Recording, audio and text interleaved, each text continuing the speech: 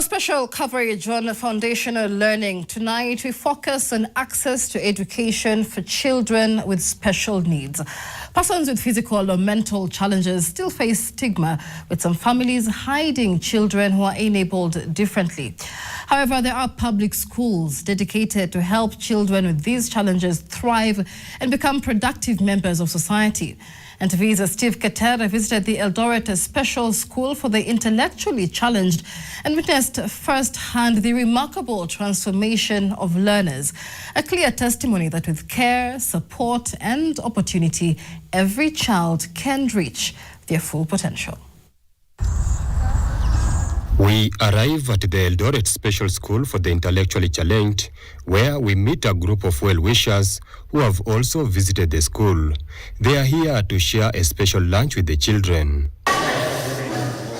And here we witness an amazing tradition. The food is first served, and some senior learners even help with this. And when everything is ready, the other learners are let in. Everyone takes their designated spots, which is assigned to them for the entire term. And it gives me great satisfaction when I look at the smiles on the faces, the way the children react. Apart from high-level discipline, another thing that catches our attention is the learners' joy anytime they spot our cameras. The head teacher, Francis Kariuki, says learners here are referred to the school after undergoing a medical assessment, including functional assessment, for them to be categorized as intellectually challenged. The mind cannot coordinate with the rest of the body. So there is a condition, different types of condition. We have autism, we have the low ability, then we have mentally challenged, completed the MH. Just like the regular school system, learners here are instructed under the competency-based curriculum, tailored to make them self-reliant. Unlike the normal system, here the learners are placed at a certain level based on their abilities and not ages. They don't have to move schools. They can advance from the lowest to the highest level, all within the same institution. The curriculum here is stage-based, broken down into levels, namely foundation level, intermediate, pre-vocational, and vocational levels. You know, when the muscle tone is weak, the child cannot produce any sound. They cannot speak. So we have various activities, including this massage. The learners are also taught social interaction and basic skills. We use pictures because if they are not able to communicate verbally, they can point or they can gesture. Wapi viatu ya kuvaa viatu? The intermediate level is the next stage. Here, focus is on academics and daily living activities. And apart from learning, the pupils are engaged in other entertaining activities to keep them active and alert. There is an old saying that disability is not inability, and nowhere is this more evident than in the pre-vocational and vocational classes. Here, each learner has mastered a form of artistry, creating beautiful crafted ornaments that reflect both skill and creativity. We also teach our learners to be self-reliant. Some will be employed by other people, or they will be self-employed. Considering that when some of them came here, they could not talk or even put on their own clothes, it is amazing to see what they have been able to achieve with time.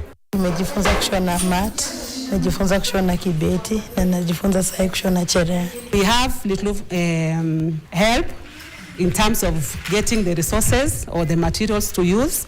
Like we need to buy beads, we need to buy wool, we need to buy fishing line and so forth. Just like regular schools, the learners here have also formed clubs and societies. The Agriculture Club showed us around their farm, which they have registered for a presidential award. We encourage them to participate in such activities so that when they go back home, they can support their parents. They can also do this to earn a living and even support the economy of the country. To teach intellectually challenged learners, teachers are required to undergo special training and additionally possess great sense of empathy and other social skills. We don't have any teacher who interacts with these learners who is not trained for special need education. It requires a lot of patience and understanding. Once you are given this learner, you interact gradually. The child does not require a lot of pushing like in regular schools. Sports is also an integral part of learning here. And every time we participate in these activities, we've got those learners who are outstanding. So far, we've got some learners who have participated up to the national level. Taking care of these learners is also expensive, as some of them require close monitoring for regular help, therefore labor intensive. The school receives capitation like regular institutions, but the headmaster says it is not enough. But majorly, we rely on well-wishers, like the one you saw during lunchtime. We have several well-wishers and donors, even from abroad. They help these learners very much. We pay very minimal fees. The school, which has more than 120 learners, has also different infrastructural and human resource challenges. We need a nurse.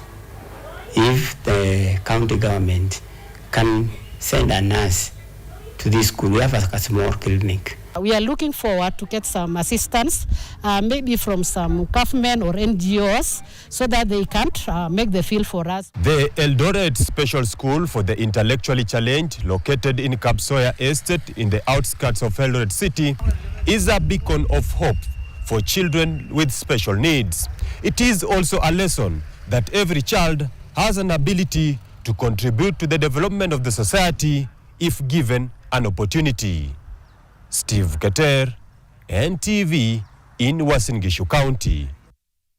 And that report brings us to a break. On the broadcast, you have more on our special coverage on foundational learning, focusing tonight on access to foundational education for children with special needs. That and more, including the day's business news, are still to come.